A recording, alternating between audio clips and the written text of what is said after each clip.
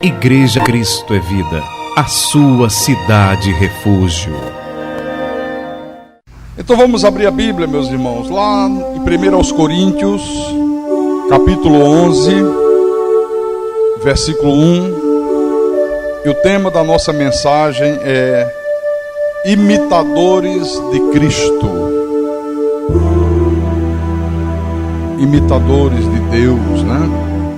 Imitadores de Jesus. 1 Coríntios capítulo 11, versículo 1.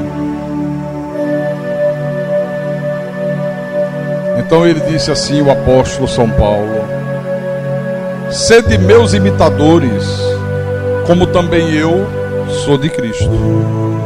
Então vamos orar para que o Espírito Santo fale ao nosso espírito nessa noite. Oremos ao nosso Deus agora. Às vezes calmo para ouvir a voz de Deus, então medito para ouvir a sua voz. Quão sutileza tocas no meu coração, e grande paz passo a sentir, sinto emoção. Ouvir tua voz quando me exortas, se é preciso. Ouvir tua voz quando me diz que sou contigo. Ouvir tua voz quando me ensinas o que preciso, me faz sentir cada vez mais que sou teu filho. Senhor Jesus Cristo, Deus soberano, Deus sobre todos, Senhor de senhores, Rei de reis, Deus da minha vida, Deus da minha salvação. Aqui estamos nós outra vez reunidos, Senhor, e reunidos em obediência à tua palavra, em obediência ao teu mandamento. Nós não estamos aqui para passar 2 horas de entretenimento. Não estamos aqui apenas para conviver com os irmãos, não. Estamos aqui porque somos obedientes, porque o Senhor disse que nós não podemos deixar de congregar, que o dia de nós cultuarmos ao Senhor, nós temos um compromisso contigo. É como se o Senhor estivesse nos esperando e a gente não viesse. Seria uma falta de consideração muito grande, seria uma falta de respeito inominável. Por isso nós estamos aqui, meu Deus, para te louvar, para te adorar, porque é isso que o Senhor espera de cada um de nós, e para ouvir a tua voz, para sermos ensinados pelo teu Espírito Santo, porque só o teu Espírito é que nos ensina, só o teu Espírito é que nos faz compreender a tua palavra, é Ele que nos dá o discernimento, é Ele que ilumina os nossos olhos, é Ele que nos mostra o verdadeiro caminho a seguir. Então fala-nos nessa noite, fala à tua igreja santa, ao teu povo, aos teus pequeninos, aos teus eleitos, às ovelhas do teu rebanho, e usa-me como teu profeta, como teu pastor. Dá-me a inspiração, a capacidade, para que eu possa explanar a tua palavra, mas explanar a tua palavra como o Senhor quer que ela seja explanada, com verdade, porque a minha suficiência, ela vem de ti, meu Deus, ela vem do Senhor, o Deus bendito, e eu te peço isso em nome de Jesus, em nome do Senhor, e que todos digam amém e amém. Diga graças a Deus. Então, meus irmãos amados, minhas irmãs em Cristo, o apóstolo São Paulo, ele quando escreve à igreja dos Coríntios, e ele está hoje falando conosco nessa noite, ele disse: sede meus imitadores, como também eu sou de Cristo. Ora, como é que eu posso ser um imitador de Jesus Cristo? Como é que você pode ser um imitador de Jesus? Eu vejo muitas das vezes os pregadores dizerem assim: não, o pastor tem que ser um imitador de Jesus, tem que operar milagres, tem que operar maravilhas, ele tem que ter unção para curar, para expulsar demônio, para fazer isso, para fazer aquilo. Eu pergunto, será que é isso que significa ser um imitador de Jesus Cristo? Porque se é isso, eu gostaria de ser apresentado a algum pastor, algum pregador na face da terra, que imite Jesus andando por sobre as águas, que ande em cima das águas do oceano. Algum pregador que venha e multiplique pães e peixes, e alimente as multidões, que faça milagres prodigiosos como o Senhor Jesus fez. Não existe isso. Então, ser imitador de Jesus é você imitar as atitudes de Jesus Cristo. É você viver a tua vida como Jesus viveu a dele. Porque nós temos que entender, irmãos, que o Senhor Jesus Cristo, ele tinha duas naturezas: a natureza humana e a natureza divina. Na sua natureza divina, ele é o Deus Todo-Poderoso.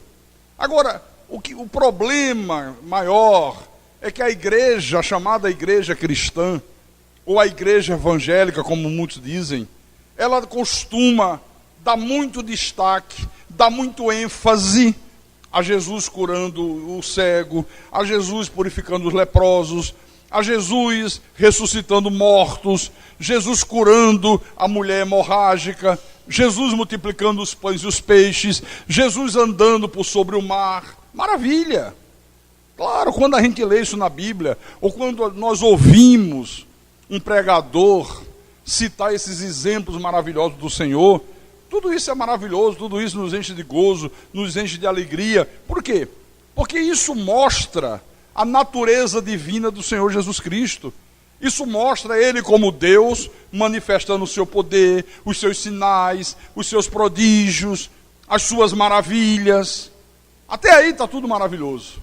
Mas o grande erro que a igreja comete é que ela não tem dado ênfase, ela não tem dado destaque à natureza humana de Jesus Cristo, a sua atuação como homem. Porque a atuação de Jesus como homem é que vai servir de modelo para mim, é que vai servir de modelo para você, é que vai servir de um padrão para nossas vidas. Amém? Olha como é interessante isso. Tudo aquilo que o Senhor Jesus ensinava na sua natureza divina, tudo que ele ensinava como Deus, ele vivia como homem. Tudo que ele ensinava na sua natureza divina, ele vivia na sua natureza humana. Por exemplo, uma das coisas que Jesus ensinou muito ao longo do seu ministério foi sobre o amor. Jesus ensinou sobre o amor, mas não é esse amor piegas, não é esse amor que nós latinos costumamos dar muito valor a ele, não é esse amor de beijinhos e abraço, de palavras melosas, não. Jesus ensinou sobre um tipo de amor que vai muito além disso, um tipo de amor que transcende a sexualidade, que transcende a essa relação de homem com mulher. E por que ele ensinou sobre isso? Porque o Senhor Jesus sabia e sabe que a necessidade maior, a necessidade mais sublime do homem, do ser humano, é amar. Mas ele também sabia que essa necessidade de amar é a mais difícil de ser praticada pelo homem. Como é difícil o ser humano colocar o amor de Deus em prática. O amor que Jesus ensinou é um amor que está além de sexo, é um amor que está além dos nossos interesses particulares. O amor que Jesus ensinou é um amor que se doa, é um amor que se entrega, é um amor que faz com que as pessoas se preocupem mais com os outros do que com ela mesma. É esse o amor que ele ensinou aqui na Bíblia. Deixa eu mostrar para você. Abra no livro de João, capítulo 13. João capítulo 13, versículo 34. Todos acharam? Então vamos lá, vou ler. Ele disse assim: novo mandamento vos dou, que vos ameis uns aos outros, assim como eu vos amei, que também vos ameis uns aos outros. Nisto conhecerão todos que sois meus discípulos, se tiverdes amor uns aos outros. Olha que coisa interessante.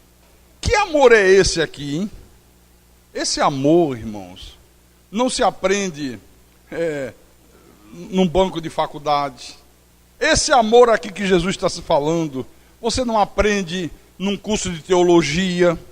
Ele não é fruto da tua educação. Ele não é fruto da tua cultura. Não, absolutamente não. Esse amor que Jesus está mostrando aqui, que prova que nós somos seus discípulos, é um amor que excede toda a lógica do homem, todo o entendimento do homem. Este amor, ele é consequência, ele é fruto de uma vida completamente transformada com Deus, por Deus. Ele é fruto do novo nascimento. Ele é fruto de uma vida de intimidade com Deus. Se você não tiver a sua vida transformada por Deus, se você não for uma pessoa nascida de novo, se você não viver uma vida de intimidade com Deus, jamais você terá como viver esse amor aqui. Não tem como. Venha em Mateus, capítulo 5, versículo 43 em diante. Agora você vai entender por que eu estou dizendo isso. Se não é nascido de novo, se não tem o Espírito Santo, se não foi verdadeiramente transformado por Deus, se não vive uma vida de intimidade com Deus, não tem como viver esse amor. Então ele disse assim, capítulo 5, versículo 43 de Mateus: ouviste que foi dito, amarás o teu próximo e odiarás o teu inimigo. Eu, porém, vos digo, amai os vossos inimigos e orai pelos que vos perseguem, para que vos torneis filhos do vosso Pai Celeste, porque Ele faz nascer o seu sol sobre maus e bons, e vi chuva sobre justos e injustos. Porque se amardes os que vos amam, que recompensa tendes? Não faz os publicanos também o mesmo? Você vê que coisa interessante? Quer dizer que quando Jesus proferiu esse ensinamento aqui, ele foi lá, sabe, nos limites mais altos, no padrão mais alto do amor que Deus exige que exista na nossa vida, um para com os outros, nos limites mais altos da tolerância, do respeito do homem pelo homem. Porque como é que é possível amar os inimigos? Quem é que tem estrutura emocional para amar um inimigo?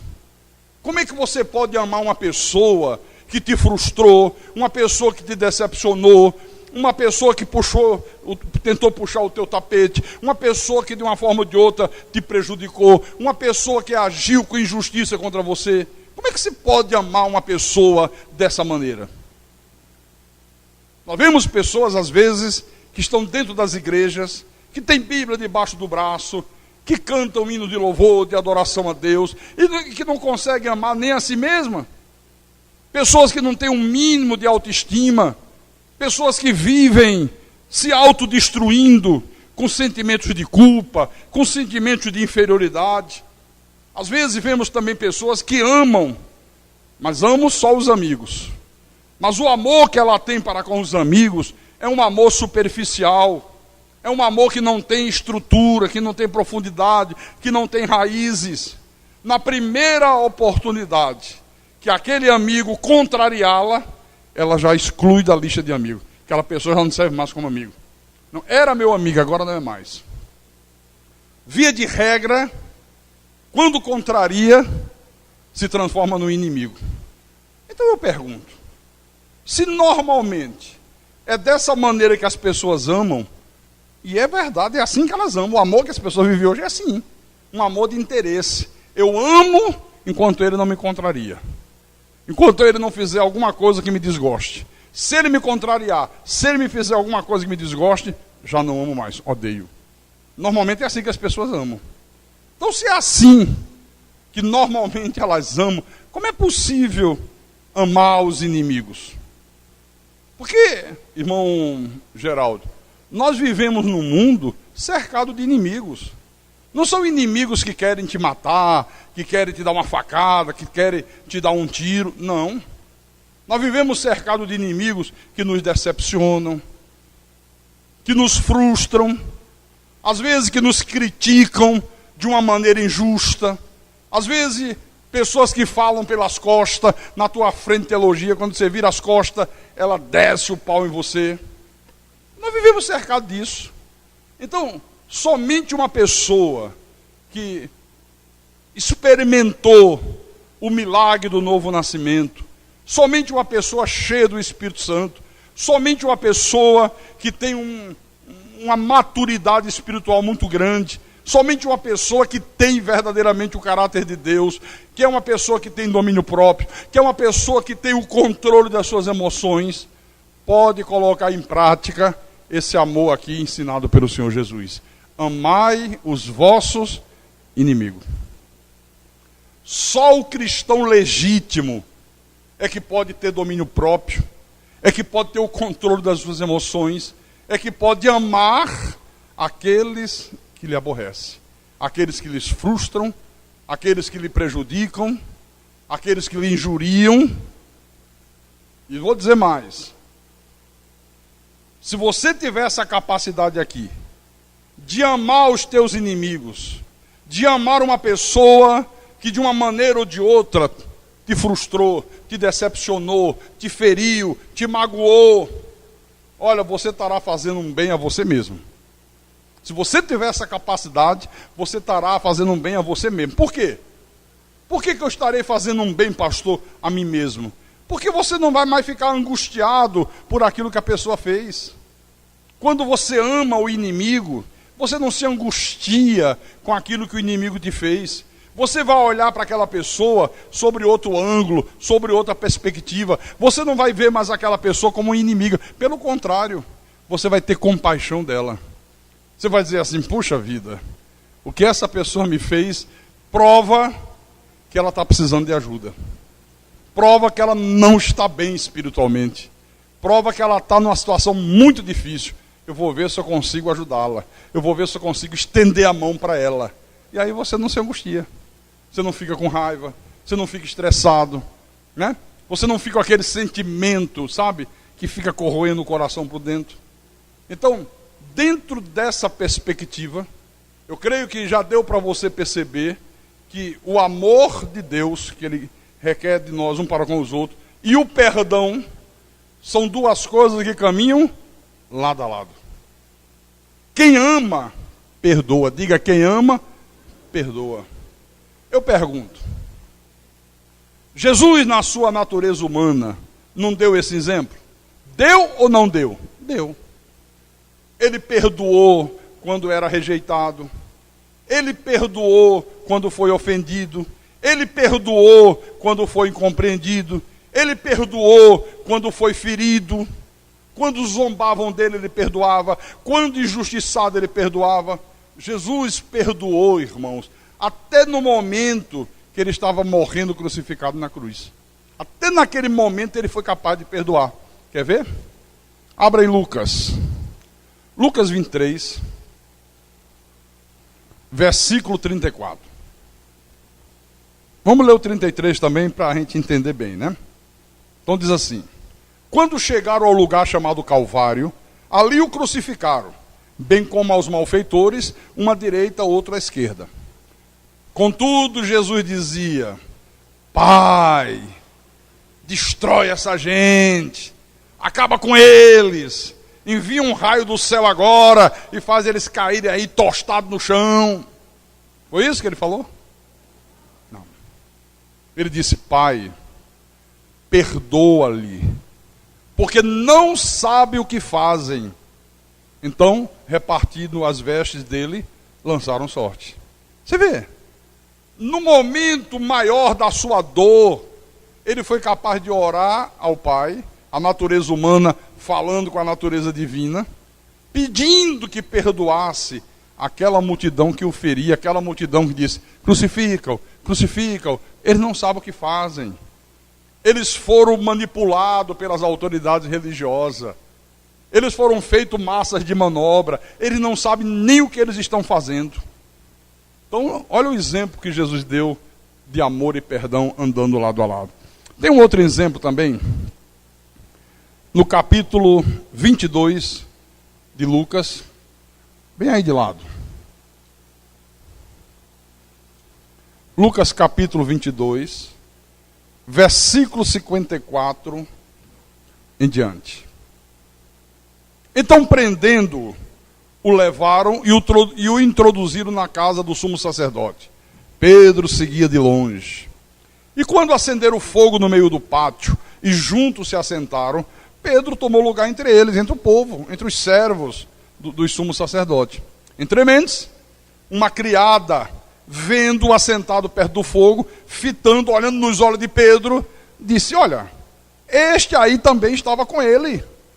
Mas Pedro negava, dizendo, mulher, não o conheço, não sei nem quem é esse homem. Pouco depois, vendo outro empregado, disse, também tu é dos tais. Pedro, porém, protestava, homem, não sou? E tendo passado cerca de 1 hora, outro afirmava, dizendo, também este verdadeiramente estava com ele, porque também é galileu.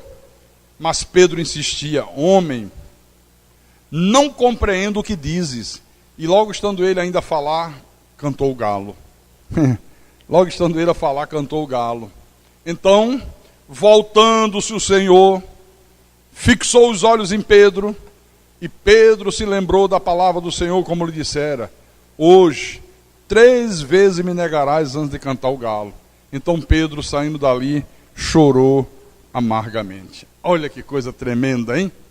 Pedro, um homem, um apóstolo, que conviveu 3 anos com o Senhor Jesus Cristo, um homem que teve o privilégio de ver os milagres que Jesus realizava, que teve o privilégio de ser ensinado pelo próprio Senhor, foi escolhido por Jesus como um dos apóstolos, mas apesar de tudo isso, negou Jesus 3 vezes. Não foi uma vez só não, negou 3 vezes. E o que eu acho mais interessante aqui, é que Pedro negou Jesus diante de pessoas simples, diante de pessoas humildes, diante dos empregados dos sumos sacerdotes. Por quê, hein? Porque esse momento aqui foi um momento de muita pressão. Imagine a aflição de Pedro de ver o Senhor Jesus preso, ver o Senhor Jesus sendo espancado pelos soldados humanos. Isso causou medo em Pedro. Pedro ficou literalmente apavorado. Por isso que ele negou, ele sentiu medo. Ele não tinha ainda uma estrutura espiritual para suportar essa situação aqui. Aí negou Jesus 3 vezes. Eu pergunto, como é que nós reagiríamos diante de uma situação como esta aqui? Como é que você reagiria se um amigo teu te negasse? Numa situação de dificuldade, imagine você na rua, é confundido pela polícia como um bandido, a polícia, não, você é um bandido, nós estamos procurando você, confundiu você, começa a te espancar, começa a te bater, e puxa revólver, bota na cabeça, e você está lá perto, e alguém diz, olha, esse estava junto com ele. Como é que você faria? Você diria, estou junto, me prende também, me arrebenta também. Ou você diria, não tem nada a ver com isso, estou fora. Foi mais ou menos isso aqui, ó. Então, se isso acontecesse, como é que você ia reagir com a pessoa que negasse você naquele momento? Talvez com palavras extremamente duras, talvez você guardasse uma mágoa profunda, talvez você guardasse um rancor dentro do teu coração. Como é que pode? Meu amigo me conhece, na hora do apuro, na hora da dificuldade, não é que disse que nem me conhecia, ficou com medo, não intercedeu por mim, se acovardou. Agora, como é que Jesus reagiu aqui? Vamos ler de novo, voltando no versículo 61. Então, voltando-se, o Senhor fixou os olhos em Pedro. E Pedro se lembrou da palavra do Senhor, como lhe dissera: hoje 3 vezes me negarás antes de cantar o galo. Interessante, né? Jesus não condenou Pedro. Jesus não fez críticas severas a Pedro. Jesus não deu uma reprovação violenta. Jesus não disse: a partir de hoje, cara, você está excluído do rol de apóstolo, você não é mais apóstolo, você não é mais meu discípulo, você não é mais meu servo, você não é mais meu amigo. Foi assim que ele reagiu? Não. A única coisa que o Senhor Jesus fez foi olhar para Pedro. Mas não olhou com um olhar de censura, não olhou com um olhar de reprovação. Jesus olhou com um olhar de compaixão, sabe? Jesus olhou com compaixão, apesar de estar sendo espancado naquela hora, apesar de ele estar sendo injuriado. Jesus vira-se para Pedro, mesmo debaixo de pancada, mesmo debaixo das dores, mesmo debaixo das injúrias, e lança para Pedro um olhar perdoador, um olhar misericordioso. Você vê que não deu tempo nem de Pedro pedir perdão a Jesus. Pedro não teve tempo nem de abrir a boca para se arrepender. Mas com aquele olhar que Jesus lançou para Pedro, Jesus já estava transmitindo para Pedro o seu perdão. Na verdade, Jesus estava dizendo: Pedro, lembra que eu falei para você que ainda hoje você me negaria 3 vezes? Eu compreendo a tua fraqueza, Pedro. Eu compreendo o teu medo. Eu sei o desespero que você está agora nesse momento. Eu sei que você ainda não tem estrutura para suportar essas situações. Eu compreendo tudo isso. Você me negou porque você sentiu medo de também ser preso, de também ser espancado, de também ser morto. Mas não tem problema, Pedro. Eu ainda te amo. Eu ainda conto com você. Foi isso que Jesus transmitiu com esse olhar aqui. Por isso que diante daquele olhar, e o olhar fala muita coisa, viu? Às vezes um olhar diz mais do que 1000 palavras. Diante daquele olhar perdoador de Jesus, Pedro cai em si e se retira para chorar. Lê esse, não é o versículo seguinte? Que exemplo maravilhoso, irmão, para a nossa vida no dia de hoje. Porque com que facilidade as pessoas perdem a paciência com as outras pessoas, mesmo com aquelas pessoas que elas mais amam. Com que facilidade! Dificilmente você vê uma pessoa agir com gentileza, agir com tranquilidade, agir com domínio próprio, quando alguém lhe aborrece, quando alguém lhe magoa, quando alguém lhe fere, quando alguém lhe injuria, mesmo que seja um filho. Às vezes trata o filho com amor, com gentileza, enquanto o filho está numa boa. Se o filho amanhã agir de uma maneira errada, se amanhã o filho fizer uma malcriação maior, olha, tem pai que parte até para a violência. Espanca o filho. Às vezes isso acontece com um aluno no colégio. Às vezes isso acontece com um amigo, com um colega de trabalho. É muito amigo, é muito colega, vive junto, convive há muito tempo, tem um relacionamento espetacular, uma convivência boa, maravilhosa. Às vezes por causa de uma bobagem assim, já descarta aquela pessoa. Já descarta aquele amigo, já não é mais amigo, já não serve mais para nada. Eu lembro, eu não conhecia essa palavra. Eu era frequentador de uma seita. E eu tinha um colega de trabalho, um amigo, e já éramos amigos há muito tempo. E um dia nós programamos uma viagem para o Nordeste. Eu digo: eu vou te levar para você conhecer o Nordeste. Você vai com a sua esposa, eu vou com a minha. Passamos 1 ano preparando a viagem, passamos 1 ano juntando dinheiro. Eu digo: nós vamos, né, de avião, lá nós alugamos um carro e vamos rodar o Nordeste inteiro. Ele, torcedor do Vasco, eu torcedor do Flamengo. Mas nos dávamos muito bem. Faltando um mês para a viagem, fomos ao Maracanã assistir uma final do campeonato Vasco-Flamengo. Aí estava lá o jogo rolando, né? Era uma decisão, faltava 10 minutos para terminar o jogo, e o empate fazia o Flamengo ser campeão, e ele certamente vendo que não tinha mais jeito, disse, Magno, vamos sair antes, porque muita gente, a gente sai na frente, pega o automóvel. Eu digo, não, quero ficar até o fim, eu quero ver a festa, estou nem preocupado se vou sair no meio da multidão. Ele disse, então tudo bem, então você fica, eu vou na frente. Eu digo, se você for, a gente não viaja mais junto. Olha que bobagem. E ele disse, puxa, é por causa disso mesmo. E ele foi, ele disse, pois eu vou. E a gente não viajou mais. Jogamos tudo por terra. Passamos alguns meses sem nem nos falar, trabalhando na mesma empresa.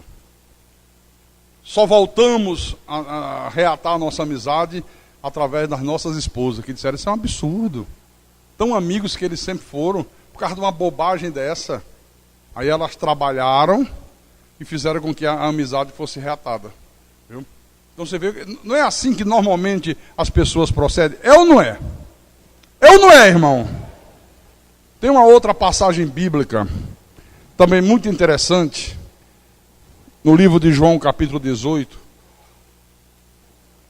onde Jesus, na sua natureza humana, dá exemplos que são preciosos para a nossa vida hoje.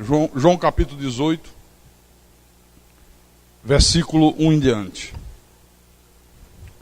Tendo Jesus dito essas palavras, saiu juntamente com seus discípulos para o outro lado do ribeiro Cedron, onde havia um jardim. E aí entrou com eles.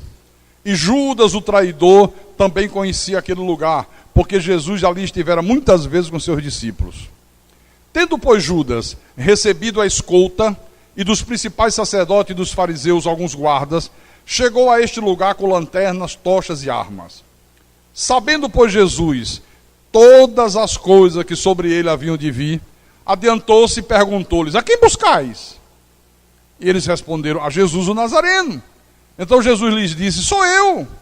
Ora, Judas, o traidor, estava também com eles. Quando, pois, Jesus lhe disse, sou eu, recuaram e caíram por terra. Jesus de novo lhes perguntou, a quem buscais? Responderam, a Jesus o Nazareno. Então Jesus lhe disse, já vos declarei que sou eu. Se é a mim, pois, que buscai, deixai ir estes. Veja que coisa, né? Essa atitude de Jesus aqui impressionou tremendamente os soldados que foram prendê-lo. Eles não esperavam que Jesus se entregasse, sabe, de livre e espontânea vontade, que Jesus não usasse de nenhuma resistência. E Jesus estava sendo traído naquele momento. Ele sabia tudo o que ia acontecer.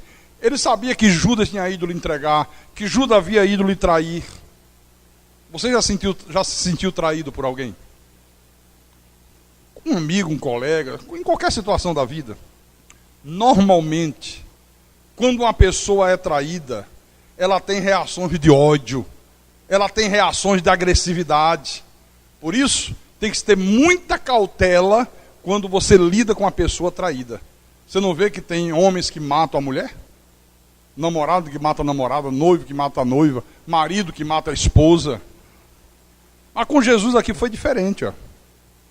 Ele se entregou espontaneamente. Ele não resistiu à prisão. E ainda intercedeu pelos seus discípulos. Disse, se sou eu que vocês buscam, então deixa os meus discípulos ir embora. Eles não têm nada a ver com isso. Não importune ele, deixa eles ir embora. Quer dizer, mesmo traído, mesmo no momento que ele estava ali sendo preso, Jesus ainda encontrou disposição para cuidar do bem-estar dos seus amigos. Ainda encontrou tempo para interceder por aqueles que ele amava. Porque normalmente, irmão, quando as pessoas enfrentam momento de sofrimento, quando as pessoas enfrentam momento de angústia, momento de desespero, momento de dor, via de regra, elas só se preocupam em aliviar o seu próprio sofrimento. Elas não querem nem saber dos outros, só se preocupa com ela. Não se preocupa com mais ninguém. Mas quando Jesus enfrentou momentos de sofrimento, quando Jesus se deparou com momentos de angústia, com momentos extremamente doloridos, ele ainda encontrou disposição para cuidar das pessoas que ele amava. Aleluia, glória a Deus, está aqui, ó. Mas não foi só isso não. Eu vou mostrar para você como Jesus reagiu com o seu próprio traidor. Isso está lá em Mateus 26. Mateus capítulo 26. Versículo 47 em diante. Falava ele ainda, e eis que chegou Judas, um dos 12, e com ele grande turba, com espadas e porretes, vinda da parte dos principais sacerdotes e dos anciãos do povo. Ora, o traidor lhe tinha dado este sinal: aquele a quem eu beijar é esse, prendei-o. E logo, aproximando de Jesus, lhe disse: salve, mestre, e o beijou. Jesus, porém, lhe disse: amigo, para que vieste? Nisto, aproximando-se ele, deitaram as mãos de Jesus e o prenderam. Você vê, diante de uma situação como esta, irmãos, Jesus tinha todos os motivos do mundo para ser extremamente duro com Judas, extremamente severo. Jesus tinha todos os motivos, sabe, para tratar esse homem aqui com muita dureza. Jesus tinha todos os motivos do mundo para dar uma repreensão violenta nesse cara, chamá-lo de traidor. Você é um cabra safado, você é um mau caráter, você é um covarde, você ainda veio me beijar, rapaz, se fingindo meu amigo. Ele tinha todos os motivos para fazer isso. Mas veja, mesmo no momento de uma profunda frustração, Jesus ainda foi amável com Judas, chamando Judas de quê? Amigo.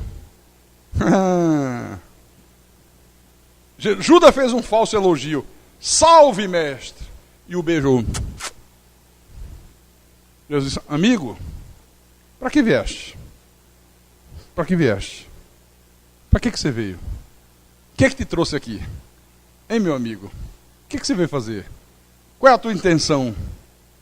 Quer dizer que Jesus agiu, ele teve uma reação completamente diferente do que as pessoas normalmente têm quando se vê de alguém que as trai. O normal, aos olhos humanos, como se diz, seria Jesus ofender Judas, até partir para cima de Judas para agredir Judas. Só que Jesus não teve esse tipo de reação. Jesus trata o seu traidor, sabendo que Judas era um filho do diabo, mas Jesus o tratou com carinho, Jesus o tratou com amor, Jesus o chamou de amigo. Olha, irmãos, quem tem esse amor aqui verdadeiro dentro do seu coração, mesmo no momento desesperador, mesmo no momento extremamente difícil, mesmo no momento de profundas frustrações, ele consegue se manter uma pessoa tranquila, ele consegue se manter uma pessoa com domínio próprio, mesmo que ele seja ofendido, mesmo que ele seja caluniado, mesmo que ele seja traído, ele ainda é capaz de tratar com amor, de tratar com carinho aquela pessoa que está ofendendo a ele. Quem tem o amor de Deus no coração? Quem é verdadeiramente nascido de novo? Porque o verdadeiro amor é o que se doa. O verdadeiro amor é aquele que vence o medo, é aquele amor que supera as perdas, é aquele amor que faz você suportar as dores, superar as dores, é aquele amor que perdoa. Paulo falou sobre isso, lembra? Lá em 1 Coríntios, capítulo 13, Paulo fala. É lindo. 1 Coríntios, capítulo 13, versículo 1. Ainda que eu fale as línguas dos homens e dos anjos, se não tiver amor, serei como o bronze que soa, ou como o símbolo que retine.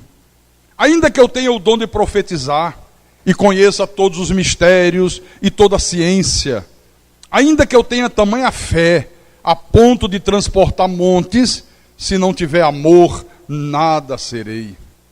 E ainda que eu distribua todos os meus bens entre os pobres, e ainda que entregue o meu próprio corpo para ser queimado, se não tiver amor, nada disso me aproveitará.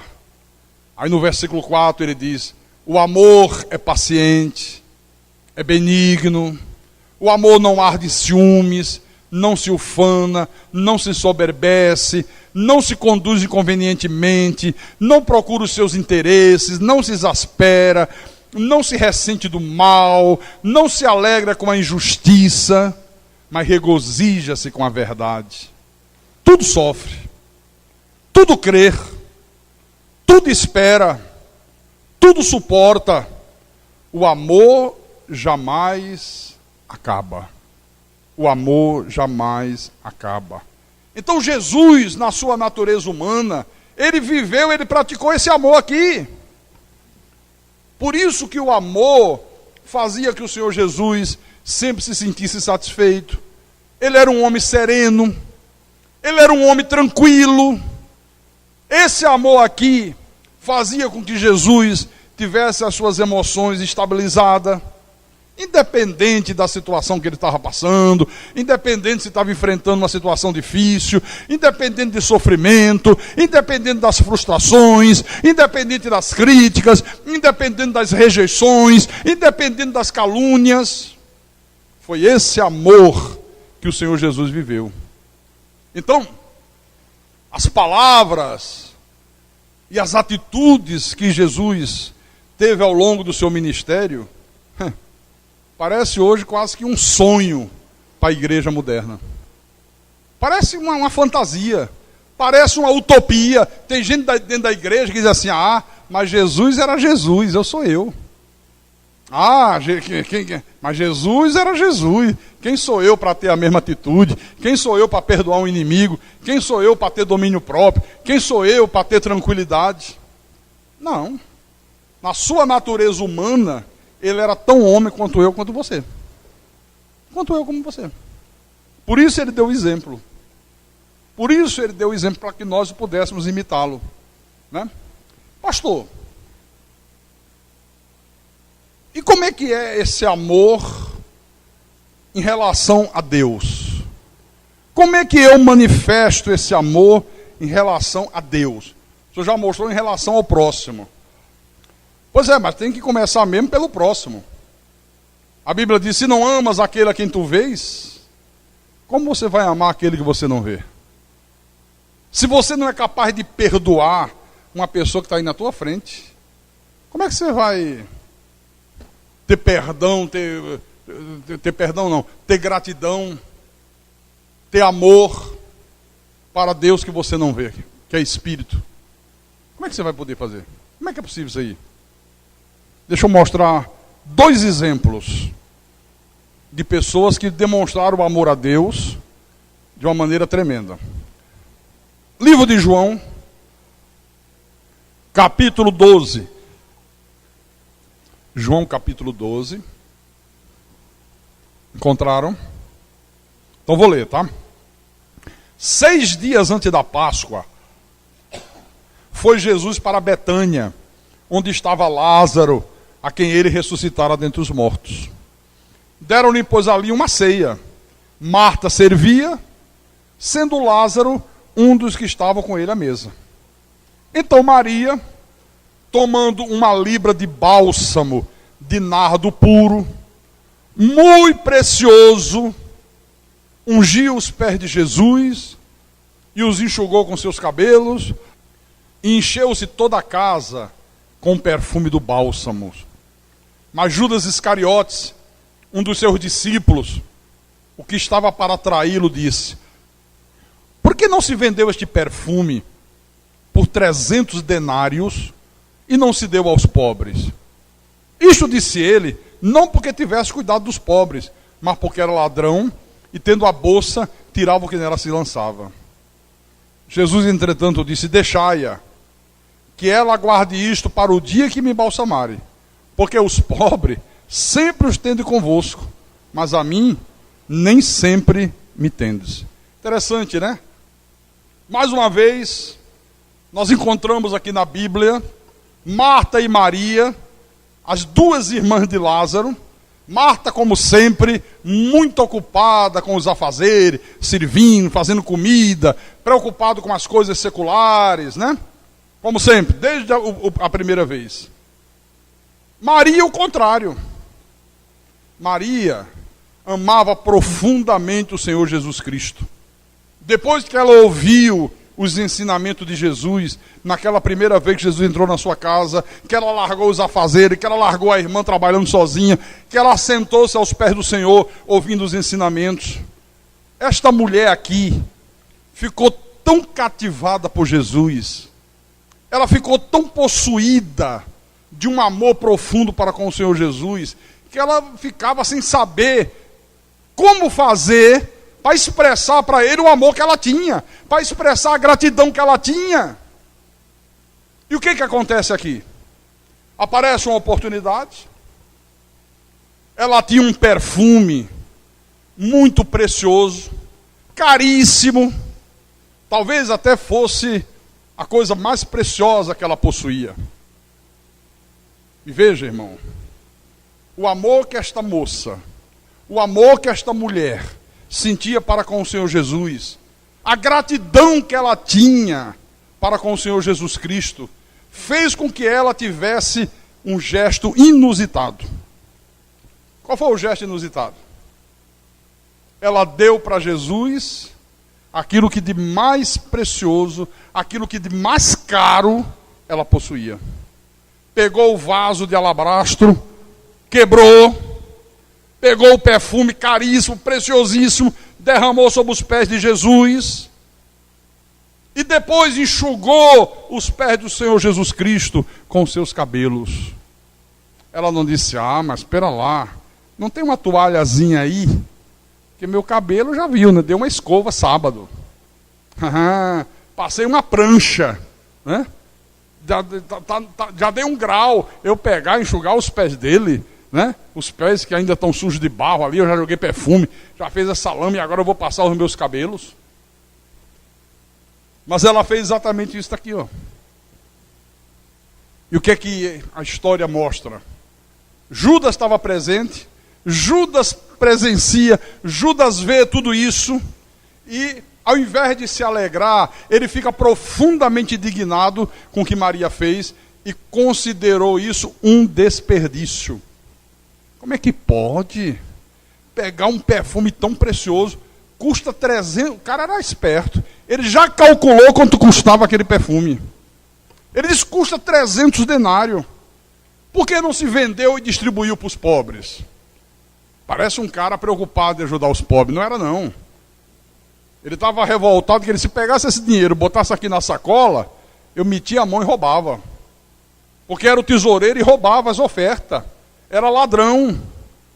É um desperdício. 300 denários. Um trabalhador ganhava 1 denário por dia. 30 denários por mês. 300 denários equivalia ao quê? A quantos meses de trabalho? 10 meses. Salário de um trabalhador comum, R$550.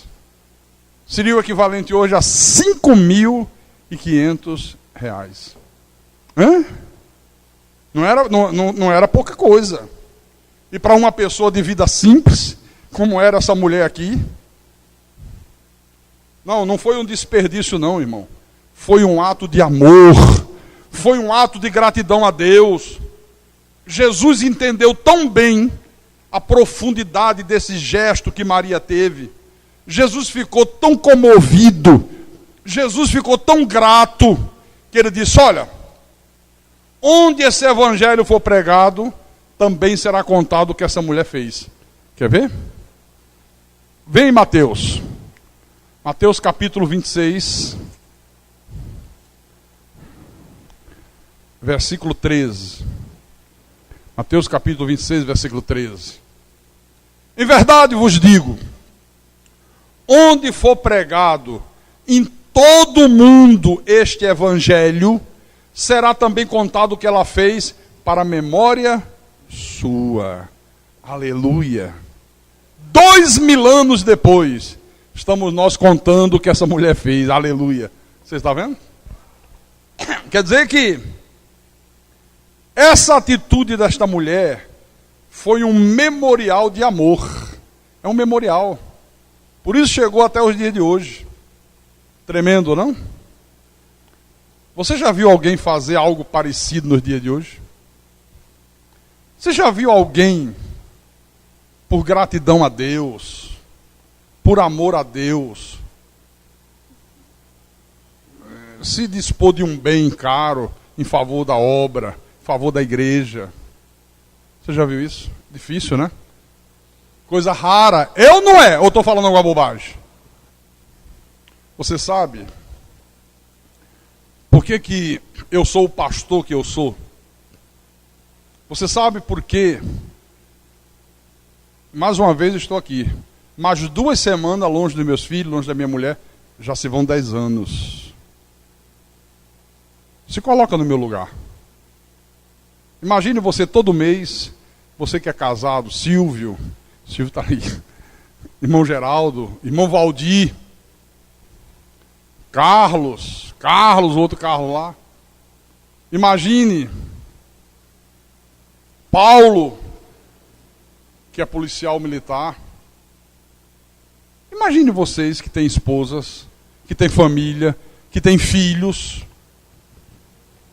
Se todos os meses você fosse obrigado a viajar e passar a metade do mês longe da tua mulher e dos teus filhos. Pensa aí. Você sabe por que eu faço isso?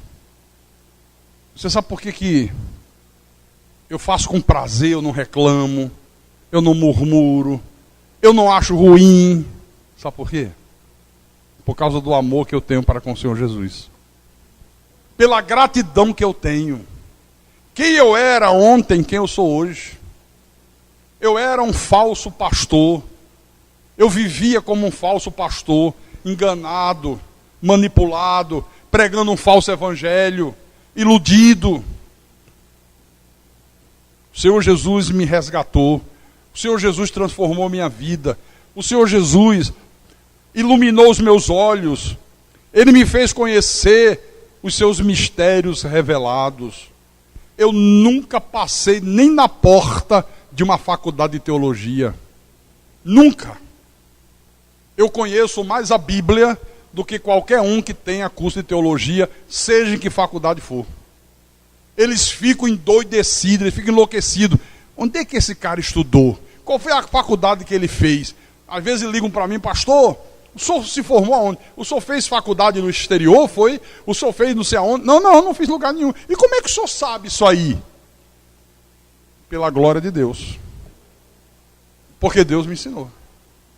Então eu tenho uma gratidão a Deus muito grande. Por mais que eu faço para Deus, eu ainda fico com a sensação de que não fiz nada. Você acredita nisso? Eu tenho sempre a sensação que eu ainda não fiz nada.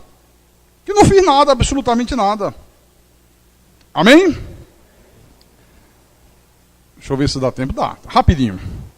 Eu falei que ia dar 2 exemplos, né?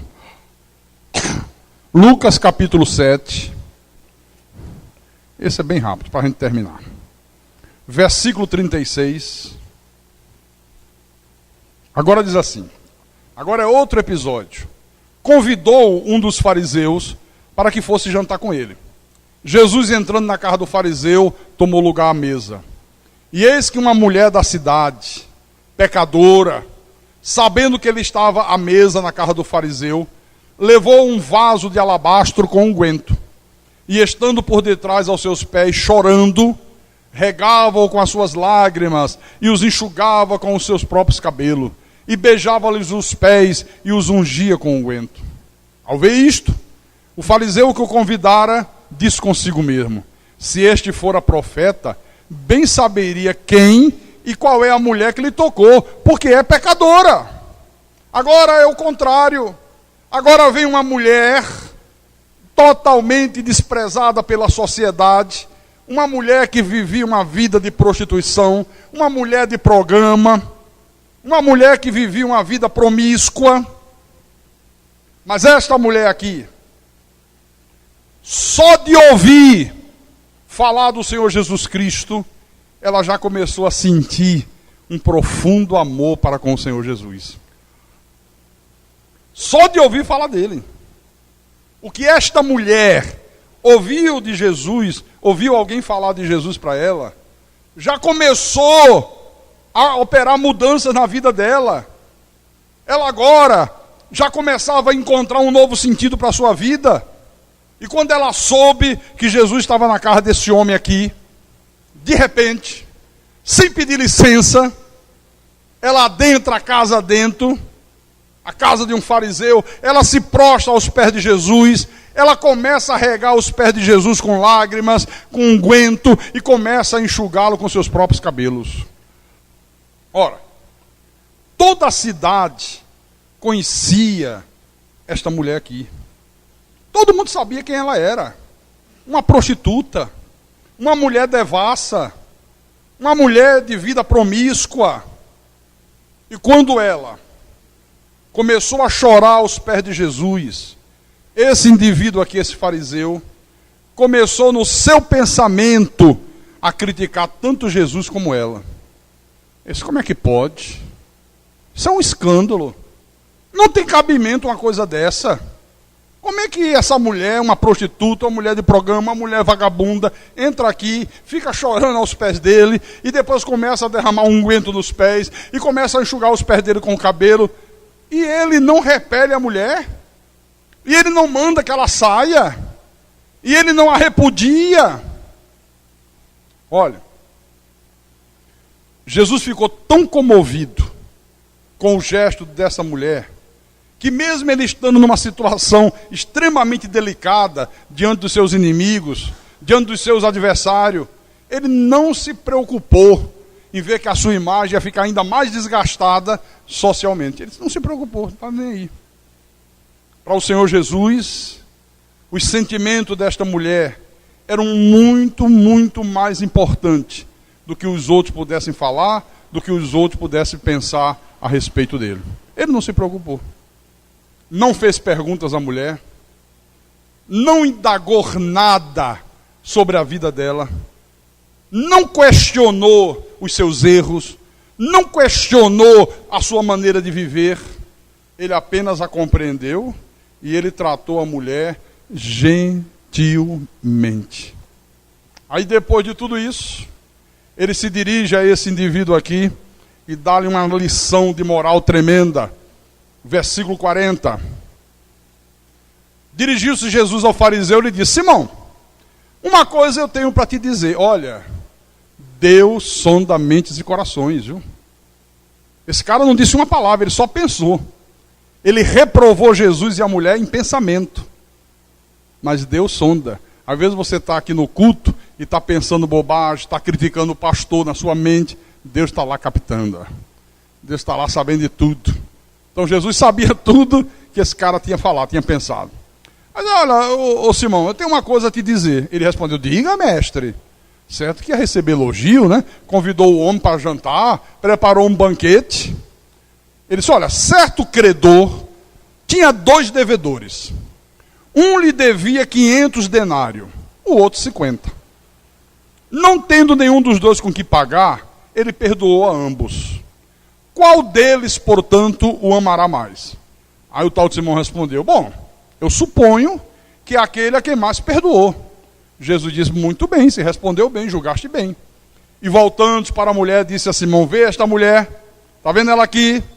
Eu entrei em tua casa, não me deste água para os pés. Era comum naquela época, quando recebia um visitante, a primeira coisa era trazer bacias com água e lavar os pés, porque o sujeito andava pelas estradas poeirentas, é um barro vermelho lá em Israel, aí ficava tudo sujo de barro. Primeira coisa, as boas-vindas era lavar os pés do visitante. Você não me deu água para lavar os pés, quer dizer que estava com os pés empoeirados, né?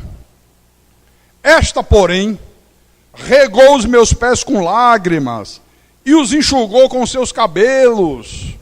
Não me deste ósculo, não me saudasse nem com um beijo, rapaz. Ela, entretanto, desde que eu entrei aqui, desde que eu entrei, não cessa de me beijar os pés. Ela não está beijando o meu rosto, não. Ela está beijando os meus pés, cheio de barro, cheio de poeira. Não me ungiste a cabeça com óleo, mas esta, com bálsamo, ungiu os meus pés. Por isso eu te digo, perdoados-lhes são os seus muitos pecados, porque ela muito amou. Mas aquele a quem pouco se perdoa, pouco ama. Então disse a mulher, perdoados são os teus pecados. Os que estavam com ele à mesa começaram a dizer entre si, quem é este que até perdoa pecados? Mas Jesus disse à mulher, a tua fé te salvou, vai-te em paz. Então Jesus mostrou o que aqui? Que aquele fariseu, irmão, embora fosse um homem que tivesse um profundo conhecimento da lei, embora ele se gabasse da sua justiça, da sua moralidade, era na verdade um homem infeliz, era na verdade um homem vazio de Deus, era na verdade um homem teatral, era um ator. Tem gente que se finge de cristão, tem gente que se finge de filho de Deus, tem gente que não consegue amar Deus. Olha, ele não conseguia amar, fingia amar, mas era só fingimento. Então, eu quero dizer para você nessa noite, onde existe arrogância, onde existe autossuficiência, olha, o amor não pode ser cultivado. Onde existe orgulho, onde existe prepotência, o amor de Deus não pode brotar. O amor de Deus não pode florescer junto com essas coisas. Por isso que eu disse, só se pode viver esse amor que o Senhor Jesus nos conclama a vivê-lo, quem nasceu de novo, quem tem o Espírito Santo, quem é nova criatura, quem vive uma vida de intimidades com Deus. Senão, não consegue viver esse amor. Ele diz que ama, mas só da boca para fora. Na primeira quantas pessoas vêm à igreja, diz que ama todo mundo, diz que ama o pastor, diz que ama a verdade da graça. Aí na primeira coisa que ela é contrariada, perna para que te quero. Aí já não ama mais ninguém, já não ama mais a igreja, já não ama mais a graça, qualquer palavra porca serve para ele, já não ama mais o pastor. Nós já tivemos tantos exemplos aqui, né? Tantos exemplos aqui. Aí sai falando mal, xinga todo mundo, critica todo mundo. Basta contrariar, não há a mínima coisa que seja. Porque não nasceu de novo. Porque não é fruto do novo nascimento. Porque não vive uma vida de intimidade com Deus. Amém? Amém? E quem tem ouvidos, que ouça o que o Espírito falou à igreja nesta noite. Em nome de Jesus Cristo e para a glória do nosso Deus. Aleluia. Vamos ficar de pé.